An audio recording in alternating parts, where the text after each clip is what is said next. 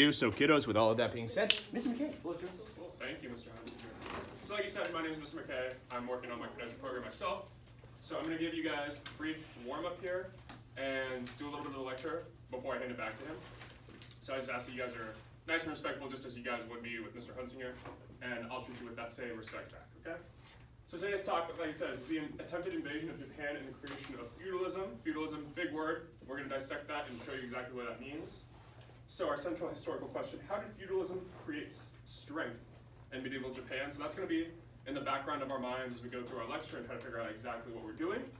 Now we're going to practice what actual historians do in the real field by looking at these images that we're going to have, and we're going to dissect what's going on in them to try to figure out and build a narrative of what's happening in history, right? A lot of the times these things are happening so long ago that we don't really know exactly how they went down, right? But it's our job to try to construct exactly what happened based on the evidence that we have. So, with that being said, we move on to the image. One more quick. One more? Yeah. Got it. Okay. So, I want you to divide this image in half, going diagonally here. First half, second half. Okay? There's these things called Harvard thinking skills. So, I want you guys to spend the first 30 minutes just seeing what's going on. 30 seconds, sorry, 30 seconds. That would not be good. Half the class. 30 seconds. Yeah. 30 seconds, just looking, making observations, and I don't want you guys to come to these grandiose ideas of what's going on here, right? I'm not looking for the water benders are attacking the earth benders or anything like that, okay? I'm looking for what do you see? Is there a rock? That sort of thing, okay? Specific details. That's very specific details at a basic level, okay?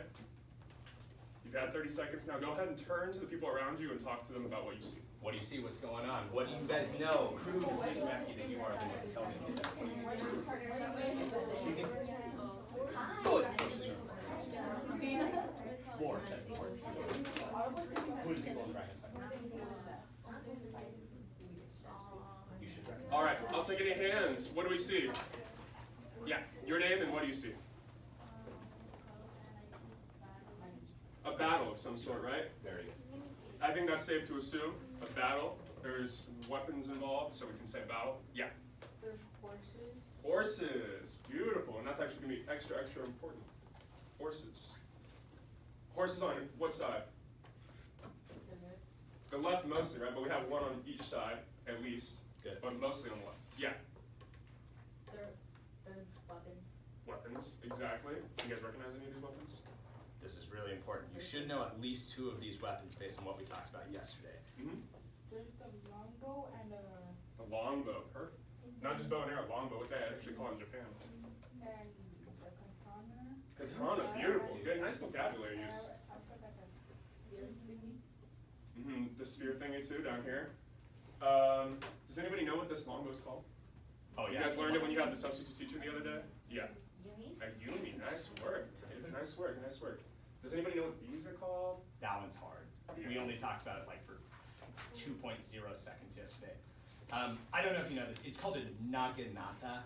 It's basically a spear-like weapon. So you take a katana, put it on top of the naginata. That way you can actually stab people from a long way away. Mm-hmm.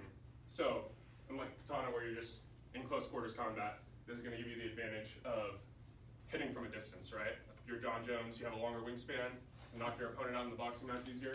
So that's why they use those. All right. What else do we see? We said horses, weapons. Yeah. Boat. A boat. Good. Yes. So there's Good job. boats coming in here. So one's toppled here too, right? So that's an important thing to note. Boats.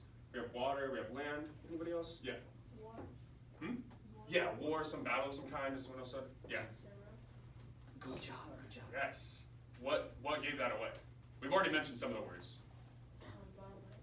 But it's in the bottom right, yeah. So all of these things here, you have the armor here. So you guys have learned already, these are samurai. You made that connection correctly. So, Okay, so there's one other thing that both of my other classes have talked about briefly. And it's something that we actually haven't discussed very much, but there's another like thing over on the right-hand side. So you see the samurai, right?